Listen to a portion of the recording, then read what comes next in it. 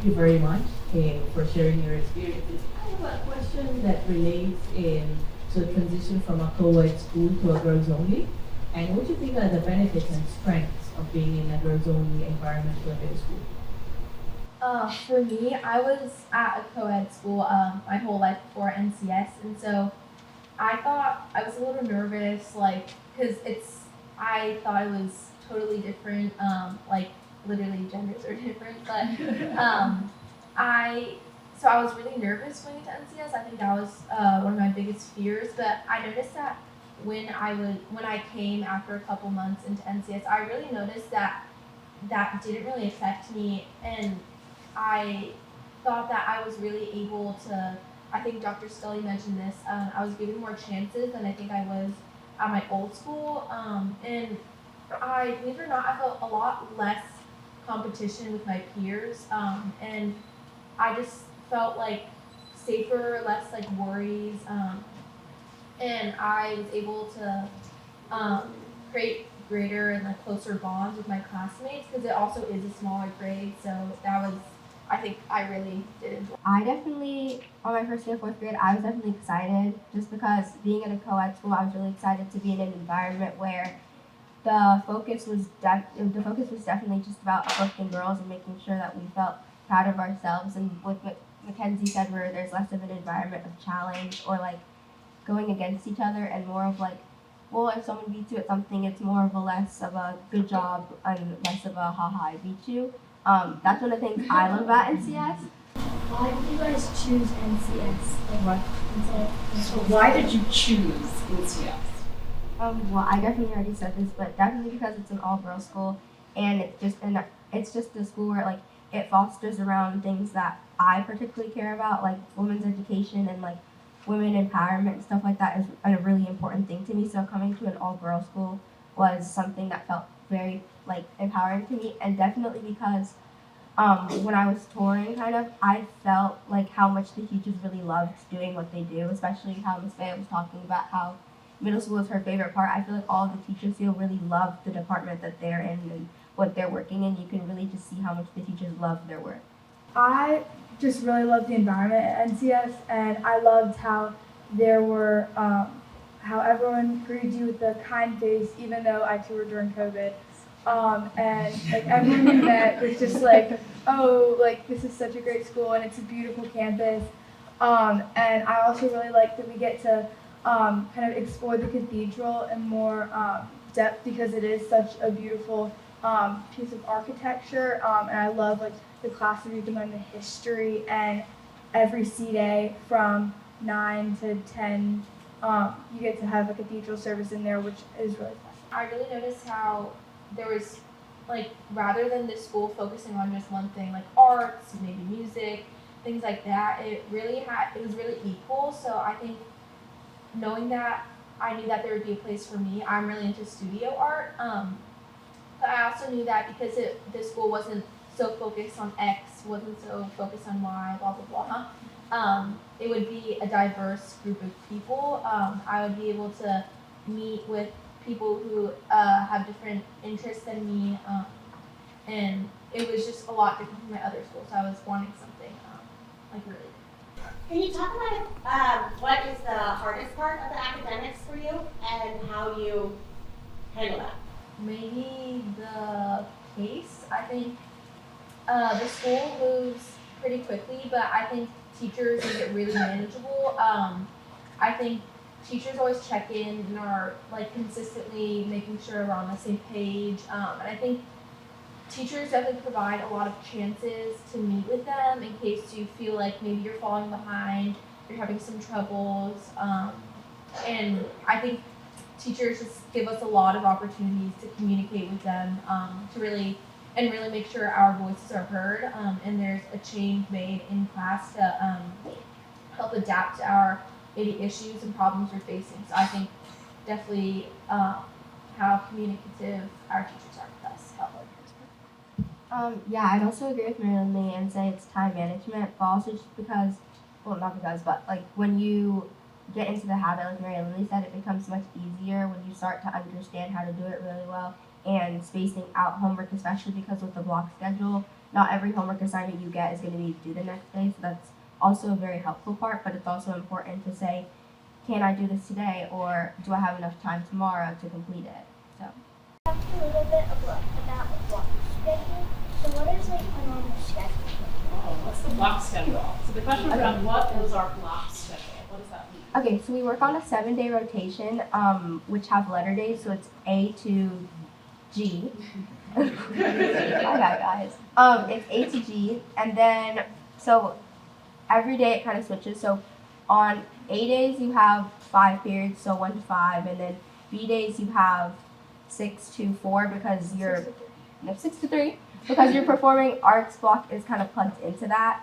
So most days you will have 4 periods, and then 2 out of the 7 days you'll have 5 periods. But on no day will you have every single class, which I really like, especially because I feel like it's really helpful to not have to do every single class and work on every class every day. And then at the end of the days you have sports, which is my favorite part about middle school, is that the sports is integrated into the schedule.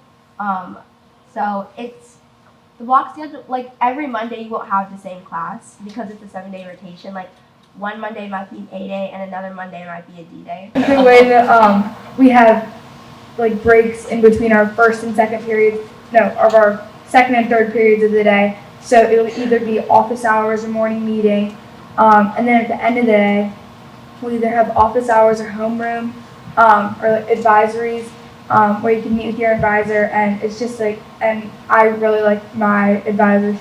The Chinese teacher. She's amazing. And it's just really fun to kind of like, because, and then on B days we have study hall, so it's easier to kind of get your homework done. And I especially like it when B days are on a Friday, so you can go into the weekend being like, I got no homework. It makes the week go by way quicker. I noticed at my old school it was just the same every single day, and it got really tiring. And so like not every Monday is going to be an A day. It'll like range from all the different days. So I think that really like gives me a lot more energy and like the ability to like keep coming to school every single day, and like being able to like do my best. So maybe just what are you thinking about as you look to your future? What are your interests as you think about your future? I've always really liked, talking, and also like, I really like history. Our 8th grade history teacher, he's amazing, and so is the 7th grade one. And I would like to stay here for high school because I've heard just such great things about the high school, and I don't know. I feel like sometimes it kind of changes what I want to be like outside of like college and all of the education. But right now, maybe like sports analysis. I'm staying at NCS for high school as well. And I know this is a lot in advance, but I really want to be a doctor when I grow up, and I got that a little bit from TV shows, doctors are cool. But mostly through 7th grade science, it was human anatomy, and I loved that class. That was my favorite class I've ever taken. The teacher was amazing. She's so experienced, like she really knows the content. And for me, it was so interesting, and I had never had a class like that before. So I think NCS's diverse like classes they have really like lets people experiment with like what they like. And to sort of like answer your question, I know you mentioned like college. I'm not like worried about that right now, but my sisters and peers who are in NCS high school and have graduated, they've said that it really helps you prepare for college. Like with the exams we go through, I'm pretty sure it definitely helps a lot. Maybe you can ask someone else because I'm obviously not in high school, so I'm not going to be an expertise. But from what I've heard, it really sets you up for success in the future. Mine is a very different answer. I've always been interested in fashion, so that's something I want to do. Like, not making the clothes, but more styling them. That's something I've been interested in. So I really like art class and like color theory and stuff like that. I've always kind of wanted to go to Georgetown because that's where both of my parents went. But I also went to California this past spring break, so I got to tour UCLA, and I also like that campus. Yes, I was wondering how you're dealing with kind of the pervasiveness of technology in young people's lives, and attending to that a little bit of kind of the expansion of AI in the world of education. So what sort of kind of two things here. Students take a technology class as part of one of their trimester classes. So there's we do a lot of sort of work thinking about and also in coupling that when you think about it in relation to our health and wellness classes. So there you'll see that that's sort of where it falls in the curriculum. In addition, in terms of our use of technology, so there's the educational side of it and trying to make sure they understand those pieces, but then there's also sort of the practical, what does it look like on a daily basis. So students in the middle school are asked to put away their cell phones during the course of the day. We believe really strongly that this is a chance for them to connect and to engage in learning together. And then we do provide Chromebooks to students.